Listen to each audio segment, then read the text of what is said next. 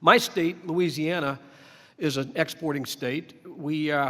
Agricultural exports are a dominant part of it. In fact, 25% of our state's economy depends on exports, and these are good-paying jobs. We have ports, with the Port of New Orleans, Lake Charles, and so forth, that position us to do very well in the global trading system.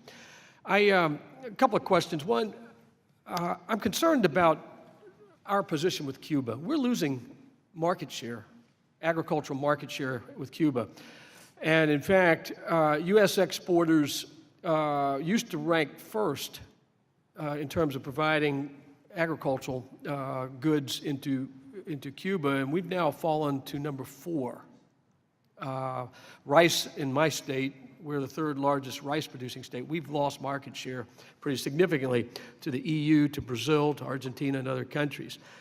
I do believe that the shift in 2000, the year 2000, which put prohibitions on credit transactions, is a factor in that.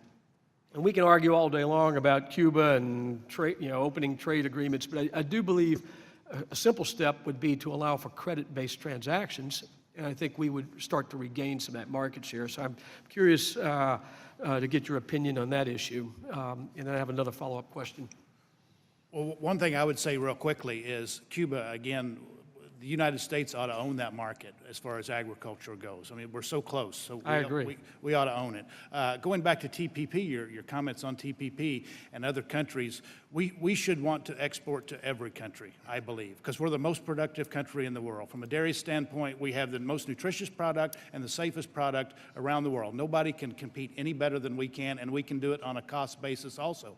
The thing we've got to watch out for is these Johnny-come-latelys that come to the table late. Canada is an example. They was late signing up for TPP, and now they're already throwing things that they're not wanting to follow the rules. Right. And I know this committee is overseeing making sure the rules are abided by, but that's what we've got to do to every one of these countries. Make sure they abide by the rules, or some of this is worthless. Well, I think with TPP, we have to get this right, because this is going to be the standard, and so we'll work with you on that.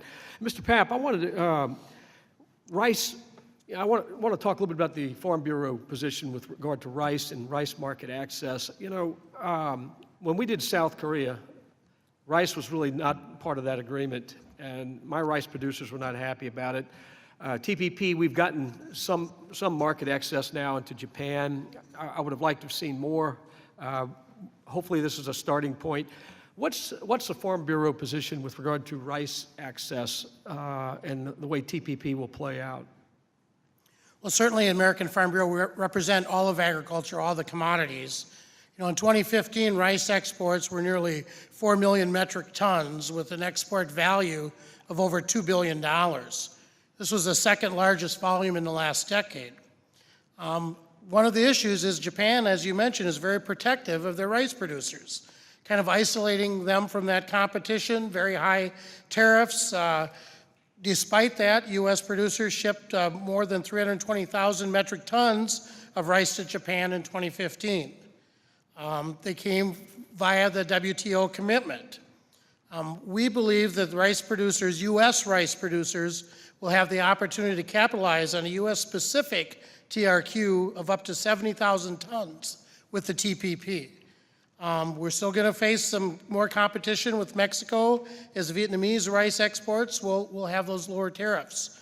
But we want to make sure we can do everything we can, that whether you're a rice producer, a corn producer, a cattle or dairy, whatever the products are of U.S. agriculture, that we're at the table and have that ability to provide our products. Thank you. My time's expired. Thank you, Mr. Chairman.